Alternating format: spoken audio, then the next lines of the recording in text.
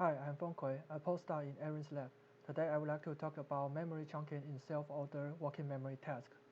Few years ago, Google DeepMind has an AI computer agent which is designed as a Go player and it beats the top human player in several games. One of the higher cognitive functions we use in Go game is working memory.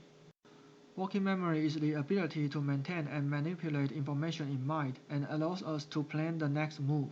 However, working memory is disrupted in brain disorders such as Alzheimer's disease and schizophrenia. Working memory also has limited capacity, but we rarely notice about it. That's because we could use chunking strategy to reorganize information. For example, grouping phone numbers or a series of letters based on your background knowledge to increase working memory capacity. However, little is known about how the brain organizes information held in working memory into chunks.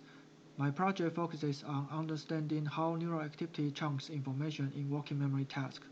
To access this, we developed a self-ordered working memory task for monkeys that challenges their working memory capacity. Behaviorally, we found evidence that they spontaneously generate chunking strategies to improve performance. Let me walk you through more details. In a task, monkeys select reward targets one at a time with any order by using Icahn and returning gaze to the center of the screen between selections.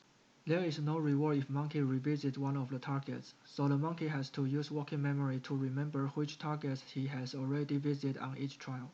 The target configurations change, but blocks of 40 trials have the same configuration, which allows me to identify the patterns in their selection order.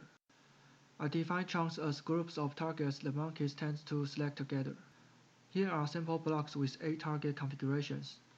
The color matrix shows how often each target was selected first, second, etc.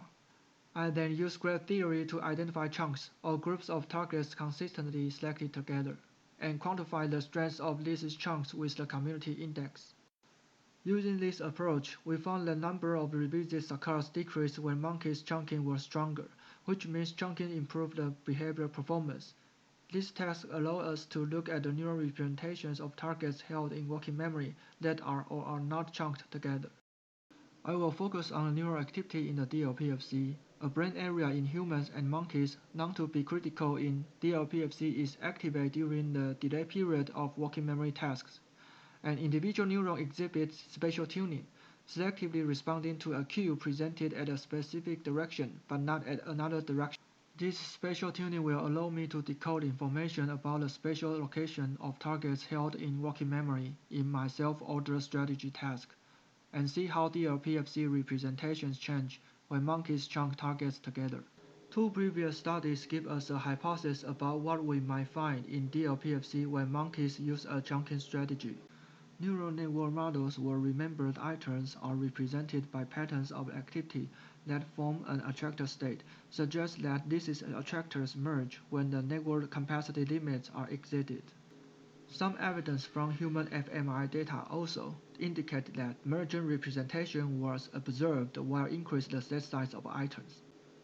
Therefore, my working hypothesis is that representation in DLPFC may merge together when targets are part of the same working memory chunk. To access this, we implemented 4 8x8 Utah arrays on 2 prefrontal areas. One is dorsolateral prefrontal cortex and the other is frontal eye field. The preliminary data in this presentation focus on DLPFC dataset. Next, we want to look at how neural representation of targets change when they are chunked. Preliminarily, we analyzed the neural data from DLPFC by using ridge regression to predict target locations in the whole target epoch. We found that each predicted target cluster was located around its selected target. Next, by plotting the circular histogram for each cluster, the angle of the certain vectors showed the direction information with some variance. Interestingly, the vectors for the first 2 selected targets show significant bias directions, which means both direction information were merged and moved closer in the first 2 target selections.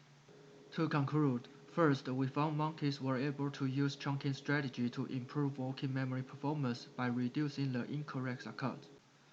Second, neural ensemble in DLPFC represented target locations and updated reward information for planning next selection. Lastly, mergent representation of directional information were observed in the first 2 target selections. Thanks for your attention and please send us emails if you have any comment. Thanks.